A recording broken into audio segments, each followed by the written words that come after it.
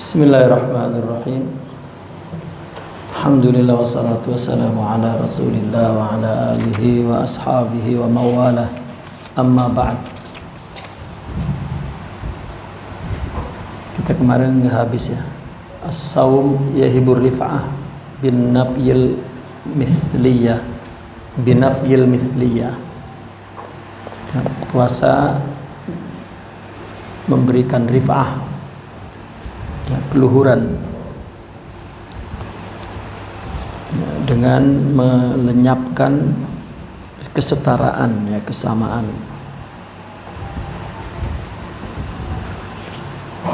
Kita sudah jelaskan kemarin halaman 14 ya, bahwa puasa as-saum, ya, kalimat as-saum mempunyai makna lain dari selain imsak. Selama ini as-saum maknanya imsak, tapi sebetulnya dia punya makna lain, yaitu ar-rif'ah, luhur. Di akar bahasa Arab qadim zaman dulu menyebut shaman nahar, maknanya siang sudah tinggi, matahari, ya, bergelincir.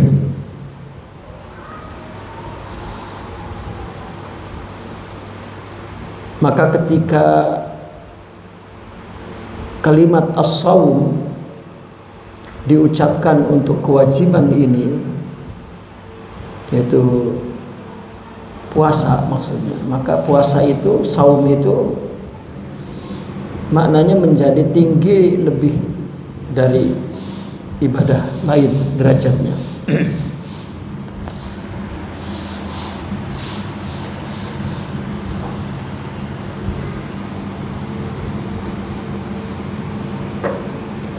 Dan ketinggian ini telah Allah nyatakan, ya, konfirmasikan, ya, dengan melenyapkan kesetaraan, keserupaan, kesamaan, barangkali mithliyah itu kesamaan.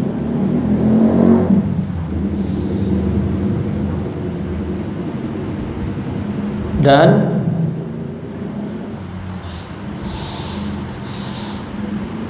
wasalabahu an ibadihi ma'a ta'abbudihim bih.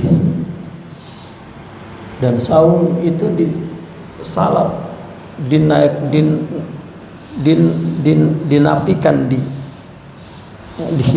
salab itu ditarik, dihilangkan dari hambanya, di samping dia melakukan ibadah.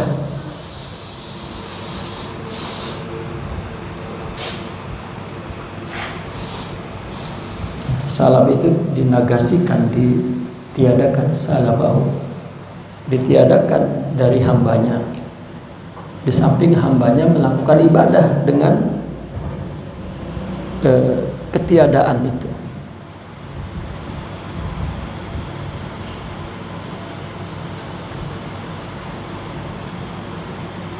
Lalu saum disandarkan kepada diri Allah.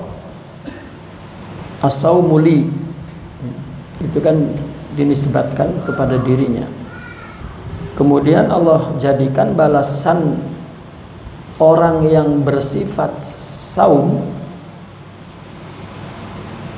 itu, balasannya dilakukan oleh Allah sendiri dengan tangannya. Wa ana ajzibih. Nah ini Allah menyamakan dirinya dalam penapian kesamaan itu, peniadaan kesamaan itu. Allah kan laisa ka mislihi syai'. Tidak ada yang serupa. Laisa ka mislihi.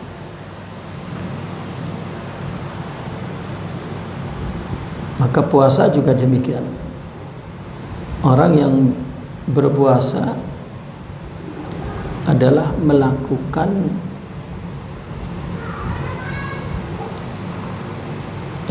bukan melakukan, puasa itu penapian, peniadaan,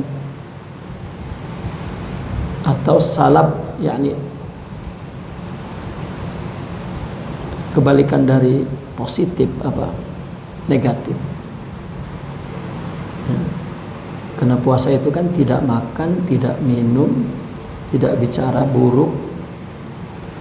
Itu puasa. Jadi puasa itu tidak melakukan apa-apa.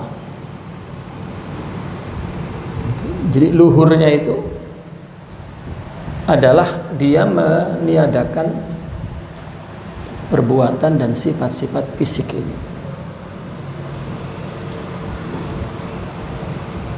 Itu sama dengan Allah. Wa huwa yut'im wa la yut'am. Allah yang beri makan, tidak diberi makan. Wa huwa yusqi wa la yusqa. Memberi minum, tidak. Lam yalid wa lam yulad wa lam yakul, tidak punya anak, tidak punya, artinya tidak nikah. Sifat itu sifat keluhuran. Nah, puasa itu kita melakukan sifat itu dengan meniadakan ya perbuatan tadi. Maka Allah konfirmasikan tuh, Allah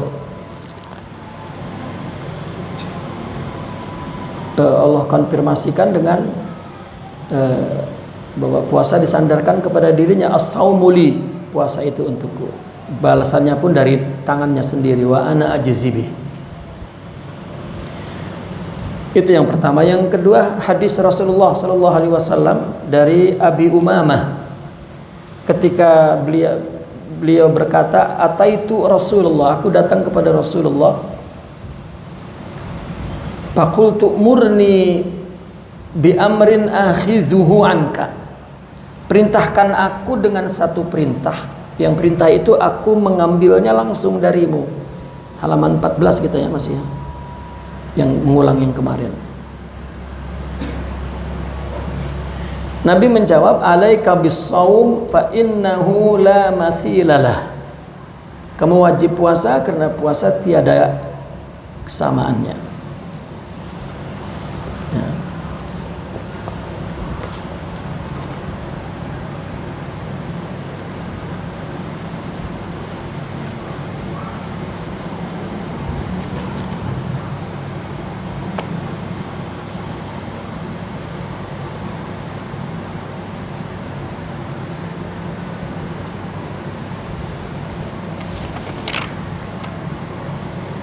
Jadi kalau antum lihat terjemahnya kemudian ada terjemahnya yang tidak sesuai, maka terjemahannya yang salah ya. Yang saya ucapkan itu yang benar.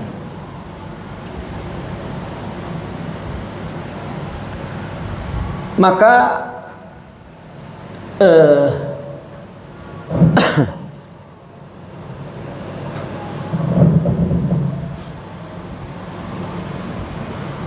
alaika bis-shaum fa innahu la mathilalah. Artinya Nabi menafikan puasa itu untuk disamakan ya, oleh ibadah lain, ibadah-ibadah lain yang telah Allah syariatkan. Dan itu juga yang dikatakan dalam hadis qudsi, kullu amali ibni adam lahu illa siyam fa innahu li. Nah, ini kan sebuah penapian ya, penapian kesamaan ya, dinafikan ya, kepada kesamaan. kullu amal ibnu adam lahu illa, ya. Ini kan pengecualian, penafian. As-saum, karena saum ini bermakna rif'ah, ya. Rif'ah tingginya, kenapa? Karena dinafikan keserupaan itu. Kullu amal ibni adam lahu illa as-siyam, ya. Jadi memang secara makna lughawi pun saum ada makna keluhuran, makna ketinggian. Fa innahu li, dinisbatkan kepada dirinya, disandarkan kepada dirinya, dan balasannya pun oleh tangannya sendiri. Wa ana ajzi bih. Nah itu.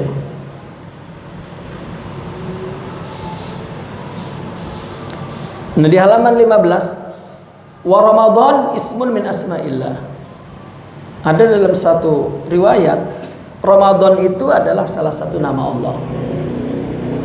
Nabi pernah bersabda, la taqulu Ramadan fa inna Ramadana ismun min asma'illah. Ya. Dan Allah wajibkan puasa di bulan Ramadan, itu memuliakan Allah. Karena ada nama Allah, maka kita menyerupai sifat Allah. Dan bahkan ketika kita makan, waktu buka, maka disyariatkan kita qiyamul lail. Apa? Taraweh. Ya, taraweh, dan ada qiyamul lail, ya, di 15 kedua, ya, terakhir. Diwajibkan berdiri, karena ketika buka kita kembali ke hamba, maka hamba wajib menghormati, ya, Allah dengan berdiri, qiyam, salat, seperti mana nanti ketika kita berada di hadapan Allah di hari kiamat, yauma yaqumun nasu li rabbil alamin, di hari yang mana orang-orang manusia berdiri untuk Allah.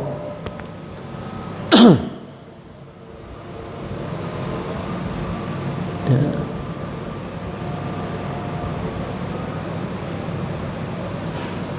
Maka dalam ibadah puasa manusia menjauhi diri, membersihkan diri dari makan, minum, nikah, ghibah, dan itu sifat Rabbaniyah, sifat Tuhan. Nah, ketika seorang manusia bersifat dengan sifat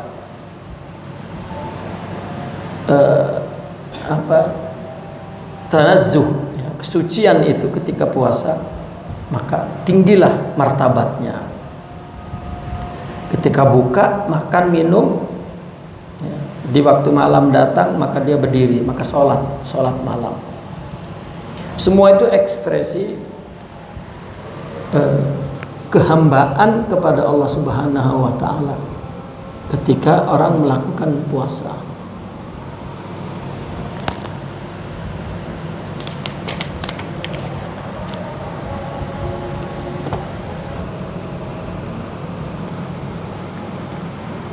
Bismillahirrahmanirrahim. Wa qad na'ata syar'us sauma min tariqil ma'na bil kamal. Artinya dengan pengertian rif'ah dan adamul misal, ya. Ini berarti Allah telah memberikan, agama telah memberikan atau telah mensifati puasa ini dengan sifat sempurna, yang tidak ada kesempurnaan di atas puasa.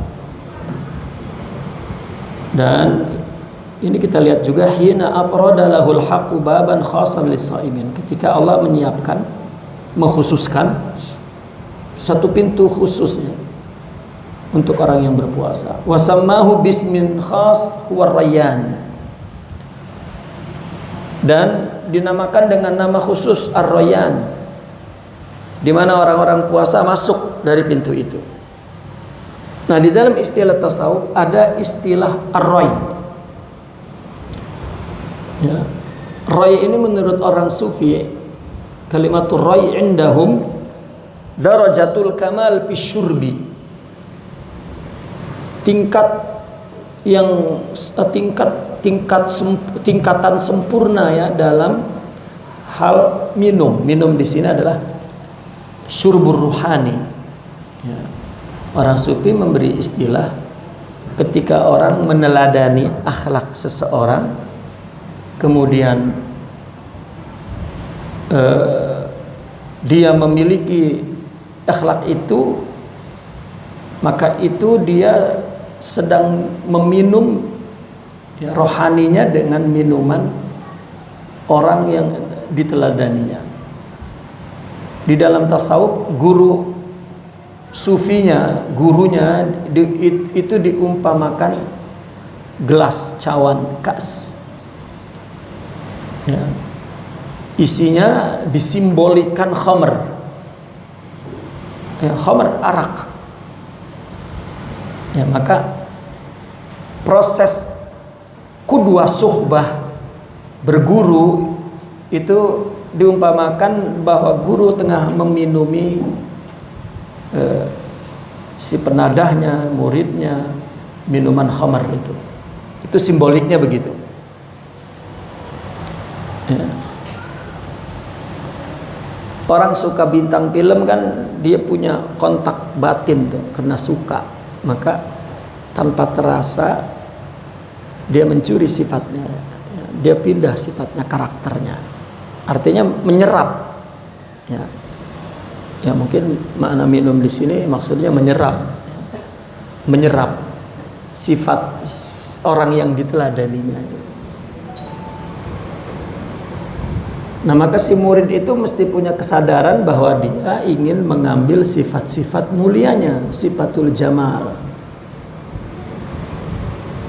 Karena sifat itu sifat Allah.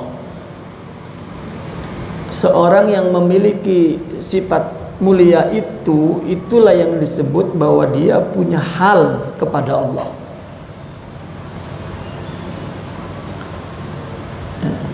Punya suasana spiritual katakannya, punya suasana kerohanian ya, dia kepada Allah, di mana misalnya dia punya sifat sabar,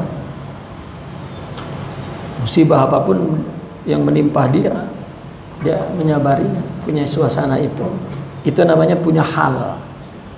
Maqam melahirkan hal, maqamnya sifat sabar, suasananya itu hal dari sifat itu. Itu kalau kita sering mendengar di dalam tasawuf, seorang mengatakan begini, lahu halun ma'allah, dia punya hal bersama Allah. Nah, maqam dan hal itulah yang kita minum, yang kita serap dari mereka.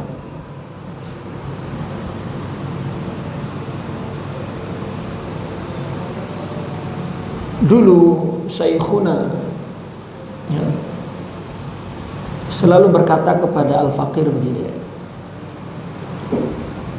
kamu tahu hubungan engkau dengan aku apa?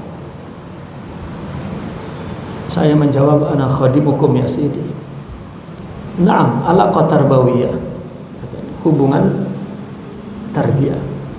Maka aku takut sekali engkau mengambil sifat burukku. Maka jika engkau sidik kepada Allah, engkau akan mendapatkan sifat-sifat baikku saja. Di situ saya mengerti makna tarbiyah. Ya. Dulu beliau selalu mengatakan ketika ada mahasiswa-mahasiswa baru di Al-Azhar, kamu ajarkan mereka tentang apa itu syaikh. Alghi katanya, cancel, delete di pikirannya tentang paham mereka tentang syekh yang salah. Ya, itu ingat sering sekali ketika ada mahasiswa baru, ajarkan kepada mereka tentang makna syekh itu apa. Ya. Selama ini orang mendudukan syekh itu dia sendiri yang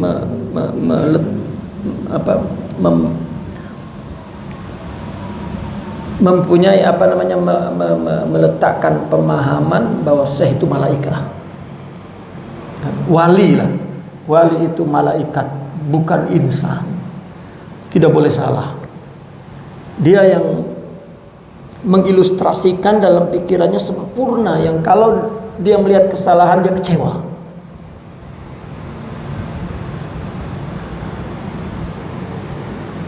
Itu salah satu saya kemudian masuk tarekat. Dulu saya tidak suka tarekat, karena saya meyakini bahwa manusia itu sama saja dengan saya. Buruknya itu kayak orang buruk kan akan mengatakan begitu. Jika ada cahaya kebaikan, maka dia akan mengatakan orang itu baik, karena pandangan dia itu adalah pandangan sejatinya sifat dirinya. Nah, paling kurang ketika konsep kita dirubah, ya, ketika kita mendapatkan penerangan yang betul, apa itu tarikat, apa itu tasawuf, apa itu syekh, apa itu suhbah, baru saya ingin ya, berkudwah. Setelah kita sendiri menyadari bahwa membaca kemudian mengamalkan, membangun rohani itu susah, penuh iddia, penuh ujub, penuh takabur, nafsu, syaitan. Kalau kata orang-orang tua dulu, nyari adanya ngomelin, katanya gitu. Itu rendah sekali bahasanya, itu kena awam. Kalau nggak ada yang ngomelin kita lupa. Ya akhirnya kiainya ngomel mulu tuh. Kenapa pengen diomelin? Sebetulnya ada yang meluruskan.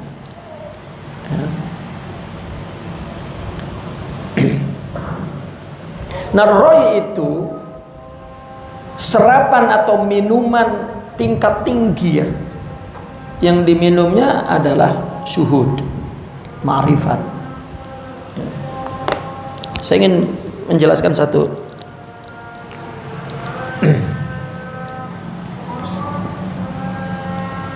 Sebetulnya marhalah as-suluk ilallah, ya, marhalah untuk berjalan menuju kepada Allah, memang pertama itu adalah at-tazkiyah. Bagaimana menyucikan diri, ya.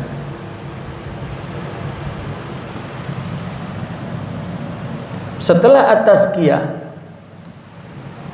maka dia at-tasfiyah.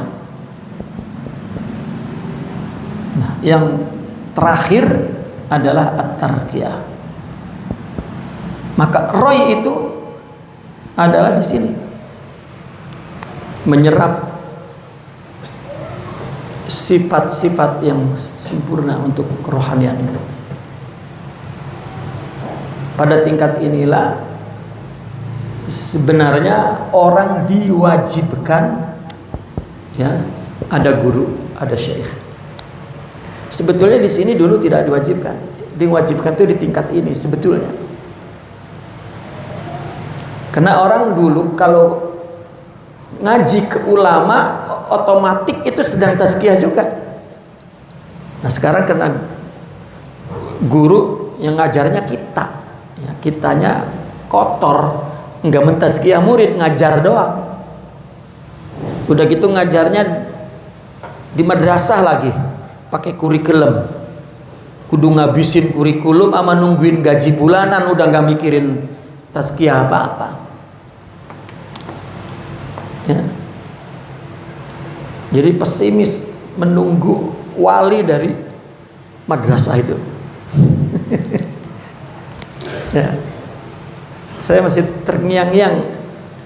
Dulu bapak saya bilang, kamu belajar, gurumu kencing berdiri, kamu berlari. Padahal guru kita ulama itu, ya, alim kabir. Tapi beliau mengatakan begitu. Artinya tidak ada tazkiyah. Ulama di abad pertama, kedua, ketiga, keempat, kelima, keenam, ketujuh, pada abad itu, meskipun kita mengenal ada ulama yang bukan sufi, katakanlah pengarang, apalah, faqih, tapi mereka ketika belajar ya telah meminum tazkiyah itu. Itu sebab ulama dulu akhlaknya bersih-bersih. Ya. Sekarang ngaji doang. Nah, sekarang mah udah ngaji doang kagak habis lagi ngajinya. Itu sebab ada ulama dulu mengatakan kalau ngaji habisin. Gitu. Itu kalau enggak ya serba tanggung tunggang. Nah baru tasfiyah. Nah di sini mulai mustahab secara bahasa tarbiyahnya sangat dianjurkan untuk berguru. Khawatir tidak mampu mensucikan.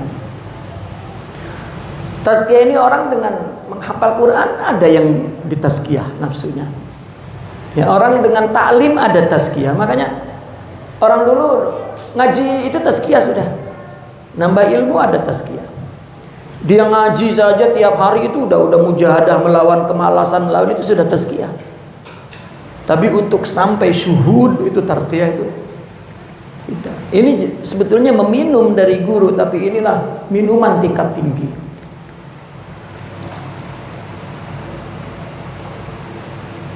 Ya. Nah orang sufi itu di dalam tarikat dia melakukan aktivitas puasa seumur hidupnya. Untuk umum sebulan doang madrasahnya tuh. Ya. Puasa sebulan itu seperti orang sufi melakukan tiap hari. Bagaimana menjaga makan, minum, menjaga ucapan, bagaimana ya selalu qiyam kepada Allah biadih.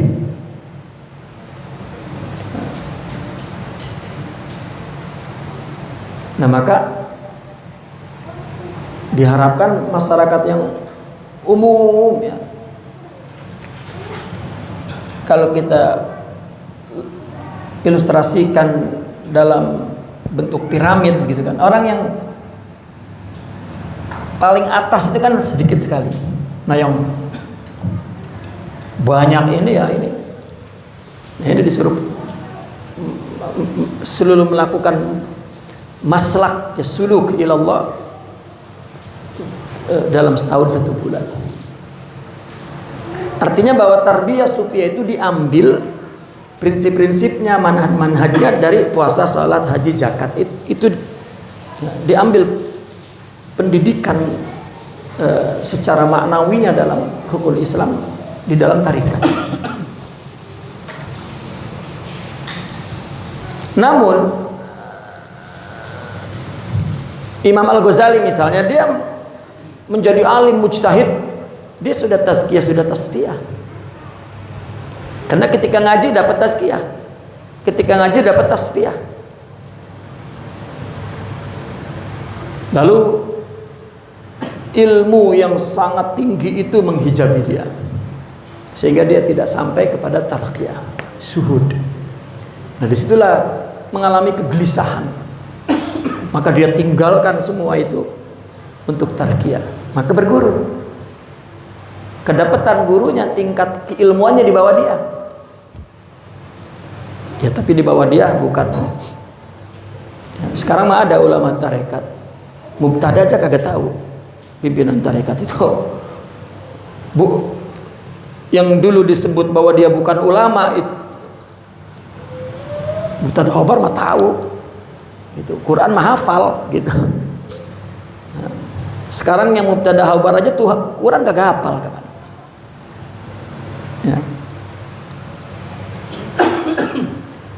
Setinggi Imam Al-Ghazali adalah mujtahid mutlak. Itu. Baru kemudian tarqiyah. Nah, melihat realita bahwa orang-orang mulai tidak ada tazkiyah, tidak ada tasfiyah dalam menuntut ilmu karena mengejar. Itu di zaman Imam Al-Ghazali dapat kelima ya. Orang belajar mengejar pangkat, mengejar dunia. Nah ini kan sudah kotor, sudah tidak ada tazkiyah. Seperti sekolah sekarang lah, nggak ada kan tazkiyah. Itu terjadi di abad kelima itu. Maka Imam Al-Ghazali menulis Ihya Ulumuddin, ya, Ihya Ulumuddin. Ya. Mati orang belajar tuh, dihidupin lagi rohaninya adalah tazkiyah dan tasbih. Ya.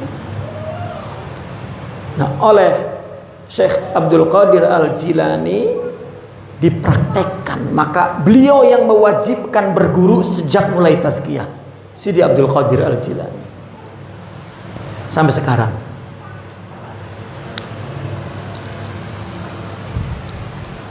Maka dulu guru-guru tarqiyah masih sempat punya waktu untuk mengaji, ya, baca kisah-kisah para kutub, para mursyidin, ya, masih ngaji fikih, usul fikih, hadis, tafsir. Sekarang guru tarekatnya nggak ngerti apa-apa, ya. Karena dia dilantik jadi gurunya dari gunung mana tuh? Gunung Cermek gitu. Habis tapak 20 tahun turun gunung, udah hijau warnanya juga. Ketemu Nabi Khidir, ya, diangkat oleh orang yang sudah dikubur. Nah ini timbul khurafat-khurafat seperti itu. Ya. Nah, saya tadi menerangkan bahwa roh itu di sini.